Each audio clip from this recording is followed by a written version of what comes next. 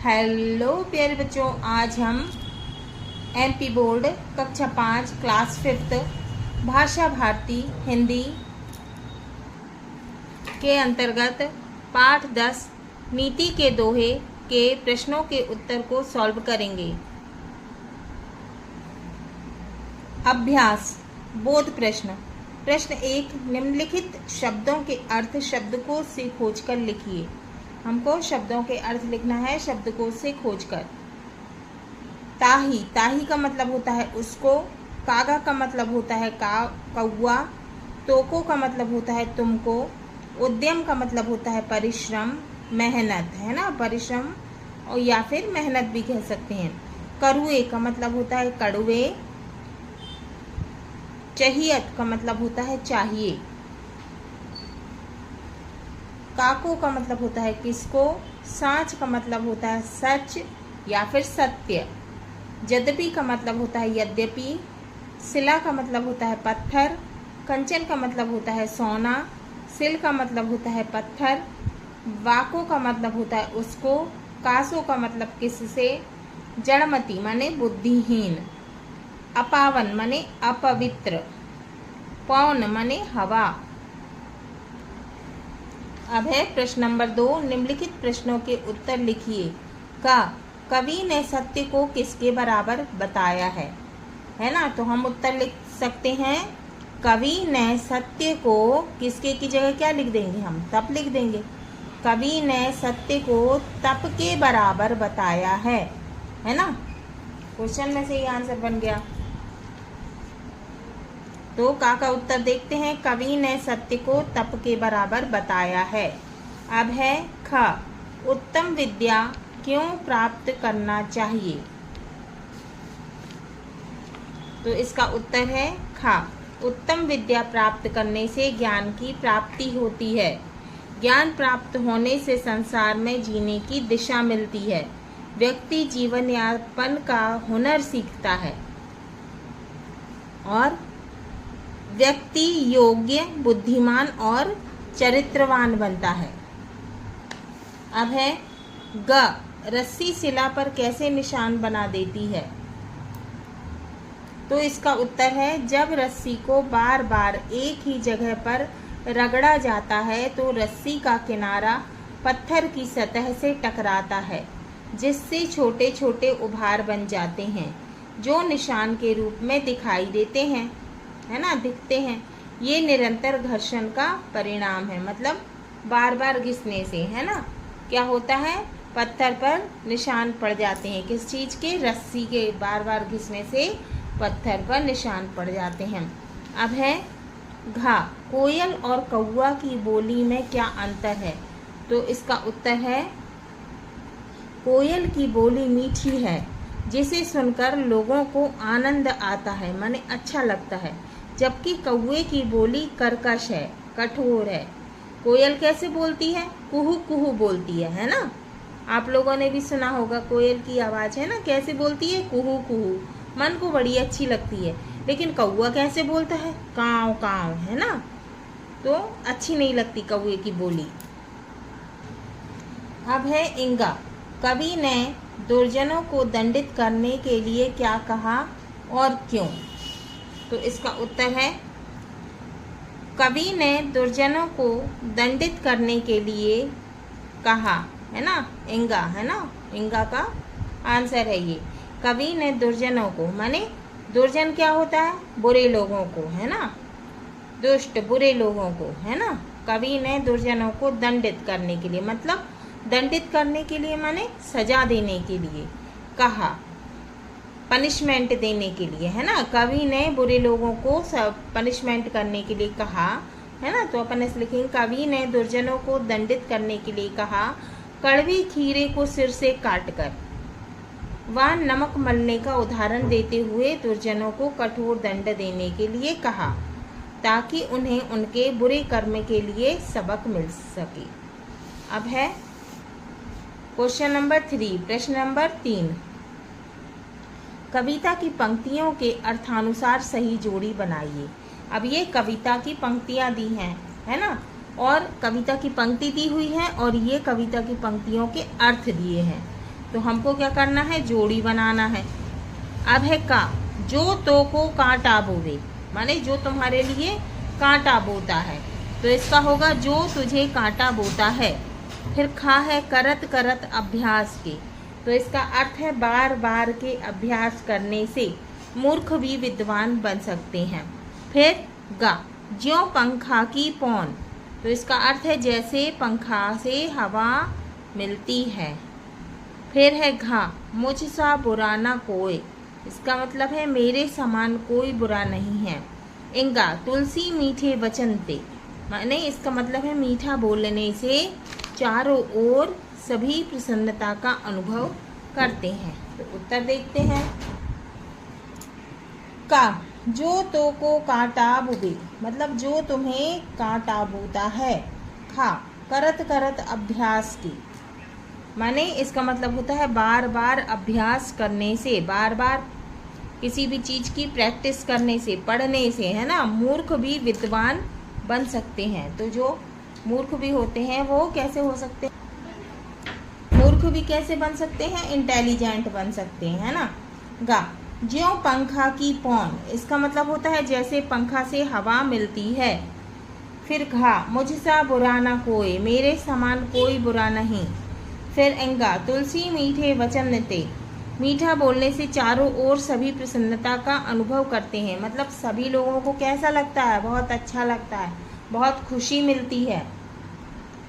अब है प्रश्न नंबर 4, नीचे लिखे वाक्यों के सामने कुछ विकल्प दिए हैं, उनमें से सही विकल्प चुनिए। तो ये नीचे वाक्य दिए हुए हैं, का ख ग घ, है ना, तो इनके सामने ये हमको 3 ऑप्शन दिए हैं, 3 विकल्प दिए हैं, तो हमको इनमें से सही विकल्प, सही वाला ऑप्शन चुनना है। क है, ईश्वर किसके हृदय में वास करता है, तो 3 ऑप्शन है, आडंबरी, सत्यवादी और खिलाड़ी, तो इसका क्या होगा, सही विकल्प सत्यवादी, है ना। तो ईश्वर किसके हृदय में निवास करता है, माने रहता है, सत्यवादी के, जो सच बोलता है उसके हृदय में ईश्वर रहता है। खा, मूर्ख कब चतुर बन जाता है, 3 ऑप्शन है, निरंतर पढ़ने से, काम करने से, निरंतर अभ्यास से, है ना, बार बार अभ्यास करने से, किसी भी चीज़ का बार बार अभ्यास करने से मूर्ख भी कैसा हो जाता है, इंटेलिजेंट हो जाता है, चतुर बन जाता है। ग, कोयल का महत्व क्यों है, अब 3 ऑप्शन दिए हैं, सुंदरता से, मीठी वाणी से, तेज उड़ान से। तो कोयल की कैसी वाणी होती है, मीठी, कैसे बोलती है कोयल, कुहू कुहू, है ना, मीठी बोलती है ना, तो इसका सही ऑप्शन है मीठी वाणी से। अब घा, विद्या और धन कब प्राप्त हो सकता है, पहला ऑप्शन है उद्यम करने से, उद्यम माने परिश्रम करना। अब है घा, विद्या और धन कब प्राप्त हो सकता है, तो इसके 3 ऑप्शन दिए हैं, पहला है उद्यम करने से, मतलब मेहनत करने से, परिश्रम करने से, फिर दूसरा है योजना बनाने से, और तीसरा है भाग्य से, है ना। तो इसका सही उत्तर है उद्यम करने से, है ना, मतलब मेहनत करने से। विद्या और धन कब प्राप्त हो सकता है, उद्यम करने से, मेहनत करने से। अब है भाषा अध्ययन, पहला दिया हुआ है, निम्नलिखित शब्दों के शुद्ध उच्चारण कीजिए। तो ये हमें शब्द दिए हुए हैं, है ना, इनके हमको क्या करना है, सही उच्चारण करना है, शुद्ध उच्चारण करना है। जैसे का में आ की मात्रा और चंद्रबिंदी, क्या उच्चारण होगा इसका, का, और टा में आ की मात्रा, तो क्या होगा, कांटा। ऐसे ही आ में आ की मात्रा और ऊपर चंद्रबिंदी, क्या हुआ आ, और चा, है ना, क्या होगा, आँच। फिर आ भा आधा, या में आ की मात्रा और सा, क्या हो गया, अभ्यास। फिर वि, वा में छोटी की मात्रा वि, दा में हलंत लगा है, विद्या, है ना, इसको कैसा होगा इसका उच्चारण, तो है ना, आधा विद्या। फिर है उद्यम, है ना, इसमें भी नीचे हलंत लगा है, उद्यम। फिर ठा में औ की मात्रा और रा, ठाउर, इसको ऐसे पढ़ेंगे, कांटा, आँच, अभ्यास, विद्या, उद्यम और ठौर। अब है दूसरा प्रश्न। निम्नलिखित शब्दों के हिंदी मानक रूप लिखकर तालिका बनाइए। तो हमको क्या करना है, हिंदी मानक रूप लिखना है शब्दों के और तालिका बनाना है, सारणी बनाना है। ठीक है, क्या क्या है इसमें? सांच, हृदय, त्रिशूल, करुए, सजाए, दीखा, पौन और यद्यपि। अब शब्द दिए हैं, है ना, ये वाले शब्द इधर लिख लिए हमने, और इसका क्या करना है, हमें हिंदी मानक शब्द बनाना है। ठीक है, लिखना है। अब है पहला सांच, है ना, सांच का हिंदी मानक होगा सत्य। फिर दूसरा है हृदय, हृदय का हिंदी मानक शब्द होगा हृदय। फिर तीसरा है त्रिशूल, त्रिशूल का होगा हिंदी मानक शब्द त्रिशूल। फिर है करुए, चौथा, है ना, करुए, करुए का क्या होगा हिंदी मानक शब्द कड़वे। फिर है सजाए शब्द, है ना, इसका होगा सजा। फिर है दीखा, दीखा का होगा हिंदी मानक शब्द दिखा।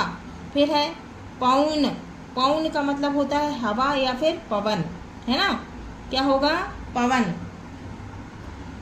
फिर दिया हुआ है यद्यपि, इसका क्या होगा हिंदी मानक शब्द यद्यपि। अब है जानिए, क्या जानना है हमें? कविता की दो पंक्तियों के अंत में समान वर्ण आने की स्थिति तुक कहलाती है। मतलब कविता के आखिरी में, है ना, समान वर्ण आने की स्थिति तुक कहलाती, माने समान वर्ण, माने एक से वर्ण आने चाहिए, तो ऐसी स्थिति तुक कहलाती है। उससे कविता में सुंदरता आ जाती है। यहाँ दोहे में यही स्थिति है। तो यहाँ दोहा दिया हुआ है। आप देखते हैं दो पंक्ति। पहली पंक्ति है सांच बराबर तप नहीं, झूठ बराबर पाप। ठीक है। अब दूसरी पंक्ति, जाके हृदय सांच है, ताके हृदय आप। ठीक है। अब यहाँ पे आखिरी में दोहे की जो पहली पंक्ति है उसके आखिरी में कौन सा वर्ण आया है? प। कौन सा वर्ण आया है? प। और दूसरी पंक्ति, जाके हृदय सांच है, ताकि हृदय आप, इसमें भी जो है पंक्ति के अंत में क्या आया है? प आया है ना। तो ये दोनों समान वर्ण आए हैं। तो ऐसी स्थिति क्या कहलाती है? तुक कहलाती है। यहाँ पहली पंक्ति के अंत में पाप तथा दूसरी पंक्ति के अंत में आप, है ना, क्या आया है? समान, पाप और आप। ठीक है। तो आप शब्द तुकांत का बोध करा रहे हैं। तो इस किसका बोध करा रहे हैं? तुकांत का। ठीक है। यहाँ कैसा आया है? पाप, और यहाँ आप, समान समान लग रहा है ना। तो ये क्या क्या कहला रहा है? तो कहला रहा है। अब क्या है? यहाँ पहली पंक्ति के अंत में पाप तथा दूसरी पंक्ति के अंत में आप शब्द तुकांत का बोध करा रहा है। बोध माने ज्ञान, तुकांत का ज्ञान करा रहा है। अब है प्रश्न नंबर 3, नीति के दोहे पाठ में प्रयुक्त तुकांत शब्दों की एक तालिका बनाइए। तो हमने जो दोहे पढ़े थे, है ना, तो हमको उसमें से जो तुकांत शब्द माने एक जैसे शब्द आए थे, है ना, उसको हमें लिखना है। जैसे यहाँ पे पाप आप, है ना, तो आप, पाप, फूल, त्रिशूल, सांच, आँच, होए, कोय, लेत, देत, कौन, पौन, लगाए, सजाए, है ना, क्या होगा? सजाए। फिर सुजान, निशान, आवत, जात, टोको, वाको, जाके, ताके, के, ते, काको, बाको, सांच, आँच। लग रहा है ना एक से। अब आ गया हमारा चौथा क्वेश्चन। ठीक है। अब क्या आ गया हमारा चौथा प्रश्न? अब है नीचे बने चित्रों के बीच के गोले में लिखे शब्दों के पर्यायवाची शब्द लिखे हैं। क्या लिखे हैं? पर्यायवाची शब्द, है ना। क्या लिखे हैं? समानार्थी शब्द लिखे हैं। इनमें एक शब्द गलत है, इसे पहचान कर गोला लगाइए। अब इनमें जो है ये चित्र जो बने हैं, इनमें से जो है पर्यायवाची शब्द लिखे हैं, इनमें से एक शब्द गलत है, उसमें हमें गोला लगाना है। जैसे अब ये काले वाले गोले में क्या लिखा है? नयन। अब नयन के पर्यायवाची क्या क्या है? नयन के पर्यायवाची है नेत्र और चक्षु, है ना। तो आँख के पर्यायवाची हो गए नयन माने आँख, आँख के पर्यायवाची हो गए नेत्र और चक्षु, है ना। आँख को नयन बोलते हैं और उसके पर्यायवाची हो गए नेत्र और चक्षु। अब इसमें सबसे अलग क्या दिख रहा है हमें, कौन सा पर्यायवाची नहीं है, समानार्थी क्या नहीं है, कान, है ना।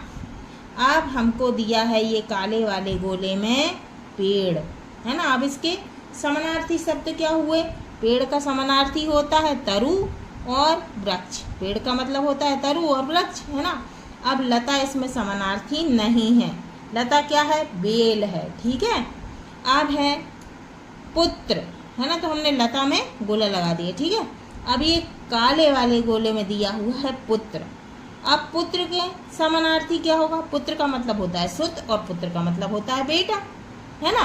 तो पुत्र के समानार्थी हो गए बेटा और सुत, बेटी समानार्थी नहीं है, ठीक है। अब क्या आ गया, जल, ठीक है।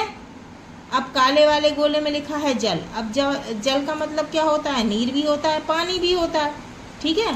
तो जल के समानार्थी हो गए नीर और पानी, और जलज क्या है, समानार्थी नहीं है, इसलिए हमने इसमें गोला लगा दिया। अब राजा, ठीक है, काले वाले गोले में क्या लिखा है, राजा लिखा है। अब राजा का समानार्थी होता है नरेश और भूप, क्या होता है, नरेश का भी मतलब राजा और भूप का भी मतलब राजा। अब इसमें रानी क्या है, समानार्थी नहीं है, रानी अलग है, तो रानी में हमने गोला लगा दिया। अब दिया हुआ है प्रश्न नंबर 6, नीचे दिए गए विशेषण शब्दों को संज्ञा शब्दों में परिवर्तित कीजिए। अब हमको क्या दिए गए हैं, विशेषण शब्द दिए हैं, हमको क्या करना है, संज्ञा शब्दों में परिवर्तित करना है उसे। विशेषण शब्द है पहला सांच और सच्चा। अब संज्ञा शब्द हो गया सच्चाई, अब ये कौन सी संज्ञा है, भाववाचक संज्ञा। दूसरा है बुरा, क्या हो गया ये, बुराई, ये कौन सी संज्ञा है, भाववाचक संज्ञा। तीसरा है मीठा, है ना, मीठा क्या हो गया, मिठास संज्ञा, मिठास, ये कौन सी हो गई, भाववाचक संज्ञा। चौथा है चतुर, चतुर का क्या हो गया, संज्ञा शब्द चतुराई, भाववाचक संज्ञा। हाँ तो बच्चों, ये हमारे पाठ 10 नीति के दोहे के प्रश्नों के उत्तर पूरे हुए।